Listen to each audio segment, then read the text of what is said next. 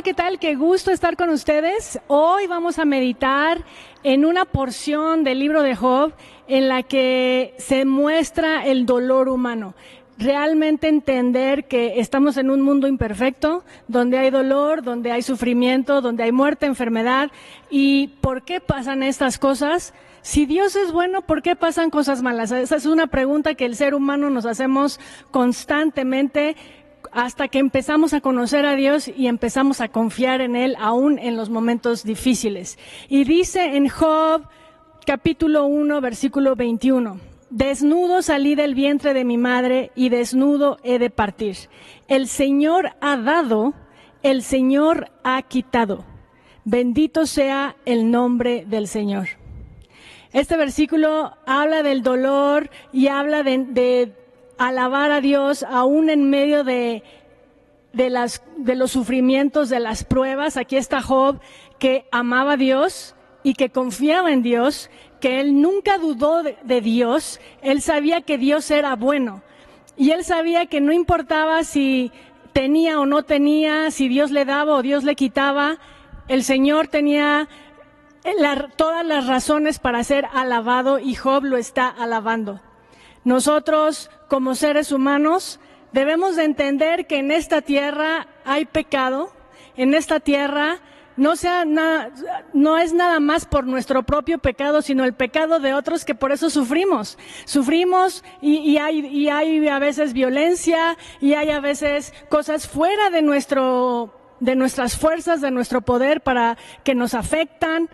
Y aún ahí entender que Dios tiene el control, que Dios es bueno y que Dios está muy interesado en hacerse notar en nuestras vidas, en hacer que nosotros lo volteemos a ver a pesar de todo. Y entender que sí, estamos en la tierra, hemos sido rescatados por Dios. Si tú has puesto tu fe en Jesucristo, eres hijo de Dios, eres salvo, tienes vida eterna. El Señor te ha sellado con su Espíritu Santo, pero eso no hace que tu vida sea perfecta.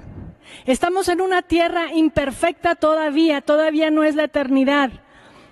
Y entender que en la tierra cosas malas le pueden pasar a gente que está con Dios, a gente que ha recibido a Jesús. Pero entender que a pesar de eso, Dios tiene el control y las cosas son para bien para todo aquel que ama a Dios. Santiago 1, en el versículo 2 al 3 dice, amados hermanos, cuando tengan que enfrentar cualquier tipo de problemas, considérenlo como un tiempo para alegrarse, porque ustedes saben que siempre que se pone a prueba la fe, la constancia tiene una oportunidad para desarrollarse. Aún en medio de las pruebas que no nos gusta, obvio, no somos masoquistas, no queremos sufrir, pero cuando vienen esos momentos difíciles, decir, Señor, ¿qué es lo que quieres que yo desarrolle? ¿Cómo quieres que yo madure en esto? ¿Qué puedo crecer en estas circunstancias? ¿Cómo puedo desarrollar más mi fe en lugar de dudar de ti y dudar de tu bondad y dudar de tu poder? Creer más, adorarte más, seguir insistiendo en vivir contigo, en vivir por fe y no por vista. Confiar que tú estás conmigo para toda la eternidad, que no estaré solo y que el enemigo está vencido. Así que saber que Dios tiene el control, que todo es con un propósito y que esta tierra no es lo último en lo que vamos a vivir. Hay una eternidad.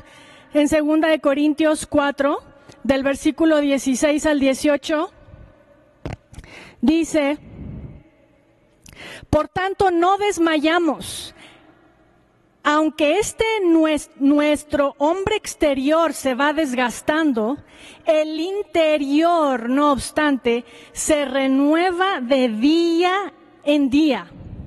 Entender que sí, puede ser que haya enfermedad, puede ser que haya una cosa que nuestro cuerpo resienta, pero en lo interior, en lo espiritual, nosotros podemos seguir creciendo. Nosotros podemos seguir avanzando. El reino de los cielos sigue avanzando con nosotros. Eso nada nos va a detener. Las cosas naturales, las cosas de esta tierra, las cosas terrenales, no nos van a detener. Con el Señor somos más que vencedores. Así que entender que en esta tierra pasan cosas, porque esta tierra no es el final, pero entender que aún todo nos equipa, todo nos hace crecer, todo nos hace avanzar las cosas del reino de los cielos si lo hacemos de la mano de Dios. Y entender aún que en esta tierra alguien sufrió más que nosotros, alguien que nunca pecó, alguien que es perfecto, y ese es Jesucristo. Y si Él lo hizo sin quejarse, y lo hizo por cumplir un propósito de Dios. Lo dice en Primera de Pedro, capítulo 2, versículo 21 al 23. Cristo padeció por nosotros, dejándonos ejemplo para que sigan sus pisadas, el cual nunca pecó, ni se halló engaño en su boca, quien cuando le maldecían no respondía con maldición, cuando padecía no amenazaba, sino encomendaba la causa al que juzga justamente. Así que, mis queridos, nosotros confiemos que el Señor está con nosotros y está a favor de nosotros.